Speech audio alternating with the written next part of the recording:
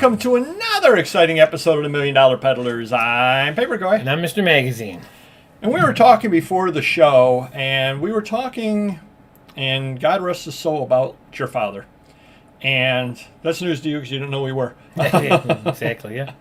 But your father and that generation, and I tend to see it happen more in that generation than I do in the newer generation, always wanted to get a deal and always wanted to get the better of somebody. Right. And I know you've had situations, and I know you shared it on the show, on the live show. Check it out, 7:30 p.m. Eastern every Wednesday, where I believe it was somebody, if I recall the story properly, was it with models or something like that? And then, I wanted to keep that. Do you mind if I keep that one? Remember, yeah. And was more or less trying to take something out of every group of boxes he wanted to take a model out of. I got a good deal, and I felt bad for him because he had some type of bone disease or something going on where he couldn't build the models anymore, but he was so attached to them that he still wanted to keep some. And every time I took 10 out of the room, he would tell me he'd take one and say I made 5 or 10 trips, but before you know it, he had 20 models there. And then I had to say something like, okay, now you're taking, giving you 5 is one thing. Now I'm giving you 20 or 25. That's a nice chunk of change if I'm paying so much per. And they were bigger, better models. So I end up negotiating and taking maybe half back or something like that. And he was happy. But again, like you said, they're attached to these things. They collect them their whole life. And, it's like investing in stock. Their stock, and they don't want to let it go. And there have been, throughout the years, I've had dealings with auctioneers and estate sale people that it almost seems like they want to take off 5% off the top of everything, and it just kind of disappears while the estate's being set up or while the auction's being set up. Like going to a card game. Exactly. They're taking a vig out of every hand. Exactly. Now, I've been lucky. I've not run into people like that, but I know that there are people out there that I've dealt with who basically refuse to, if they work a deal with you, they're taking everything right now. Mm-hmm. Just because of the fear that stuff's going to walk out of it. Yeah, I try to do that, because I've been burned a few times doing that, where you come back and it's all ready for you. And then you think it's all there, and you don't look through it all because you're trusting the person, and it's a lot of stuff to go through, and you're going to go through it all again. By the time you get home, there's stuff missing, And I've had it, I went out a few years ago out to Madison Bachville with my father, and I remember a gentleman had some stuff, and I bought all of it from him. Now, he happened to be right along the street, and it would have been a long walk back to the car.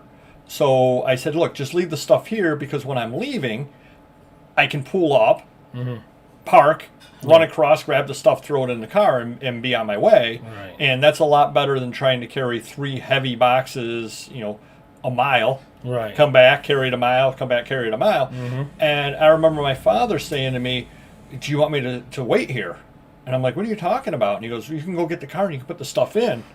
And I was like, Dad, the guy doesn't want the stuff. The guy wants it gone. Right, exactly. He's not pulling anything out of it. He just wants it gone. In fact, if there's any kind of a danger, it's when I come back, there's more stuff in my pile that I paid for. Yeah.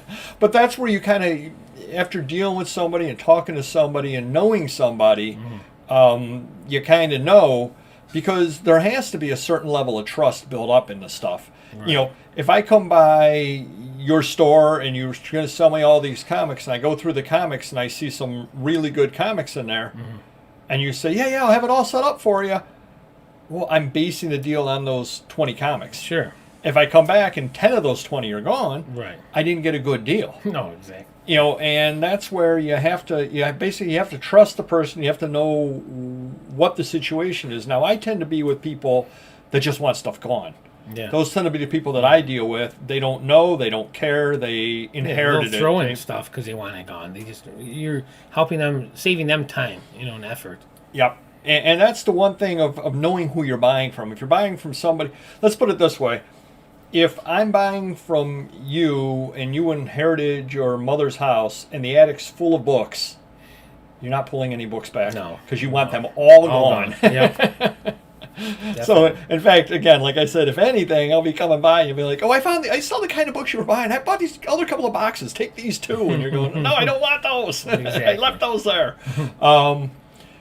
Now, have you noticed, is it generally the older generation that's with, or is it across all generations from what you've seen? More so older for sure.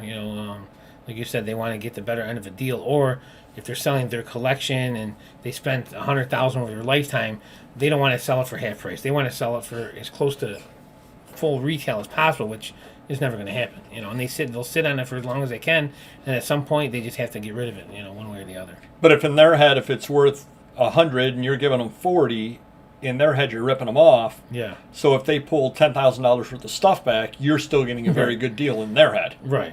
Or if they paid $100,000 over the course of 20 years, they immediately think it's worth $250,000 when it could be worth 120 to 80 to 120,000, and then they think, wow, you're paying 40, it's worth 10 times that. So sometimes it is difficult to prove to them, and some people are stubborn and they won't bend. And sometimes, you have to not bend as well so you don't overpay. And then the other question comes in, if you're trying to work a deal like that, a larger deal from afar, it's one thing if I'm there and I come back and I take another quick look through, and I can kind of see everything looks kind of the same way, or I know what the good stuff is, I can do a quick check for it.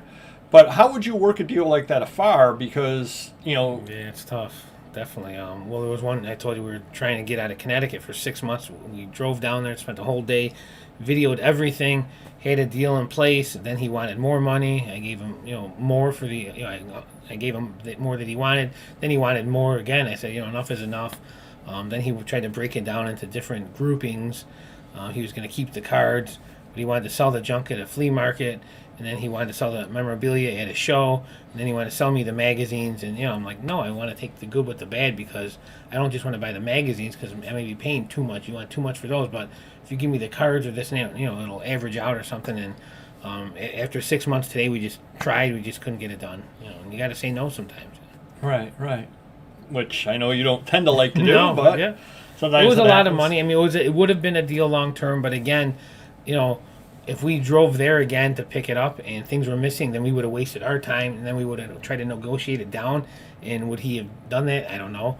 And then he wanted to send a driver to drop it off. And then what if stuff's missing? I'm not going to pay him what he wanted. So I just think there's too many variables to make that deal work.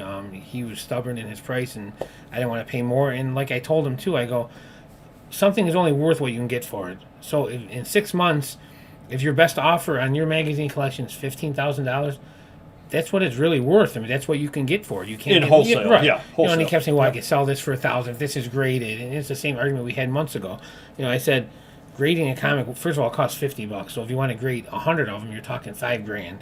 Secondly, they're very tough on that magazine grading. So if you have a LeBron Sports Illustrated rookie one with no label, and it's got some wear, and it comes back a 7, yeah, it could be worth $500, but he thinks it could be worth $5,000 because he thinks, oh, all mine are mint. I bought them all mint, and it's never the case like that. So yeah. So I don't know if you've seen it out there with people or not. Do comment down below if you have. I, knock on wood, have been very, very. That was me knocking on wood, by the way. See that? Yeah. Well, paper does come from trees, so I see. There we go. See what I'm saying? Yeah, learn something every day. I've been lucky, again, in that I'm usually buying from people that just want the stuff gone. I don't tend to buy from collectors. I either buy from dealers that just, aren't dealing in the stuff that I have there, or they do a clean out and they just want the stuff gone, or from people who are cleaning their house out and just want the stuff gone. You, however, do bigger deals with a lot more different kinds of people, so you definitely do have to keep your eyes open. Not that I don't keep my eyes open, but you gotta be careful out there, is I guess what we're saying. Another thing you have to do is hit the like button, and we will see you next video. Take care. Bye-bye.